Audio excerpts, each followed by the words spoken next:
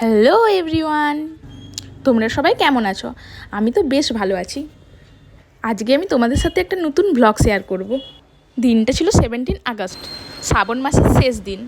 সেদিন আমরা চলে গেছিলাম বাবার মন্দির, বাবাকে দর্শন করতে। আর আমাদের সাথে সাথে তোমরাও একটু বাবার দর্শন করে নাও। জানো তো, ভিড়ের মধ্যে না পুজো করে আমার ঠিক পোষায় না। কারণ মন্দির যখনই ভিড় থাকে তখন যদি পুজো করতে যাই তখনই হচ্ছে যে ঠেলা দেয় যে তাড়াতাড়ি করার জন্য। আর ওইভাবে পুজো করে আমার ঠিক পোষায় না। আর আমার মনে হয় ভগবান সব জায়গায় আছে, সবার মধ্যেই ভগবান বিরাজ করে। তাই সকল মানুষের সাথে ভালো ব্যবহার করাটাই আমার মনে হয় আসল ভক্তি। আমি ভাবতেই পারিনি যে মন্দিরে এসে এত ভালোভাবে দর্শন হবে। জানো তো, আমার কি মনে হয় যে আমাদের যখন ইচ্ছে করে যে ভগবানের দর্শন করব তখন আমরা ভগবানের দর্শন পাই না, বা ভগবান আমাদেরকে ডাকে না।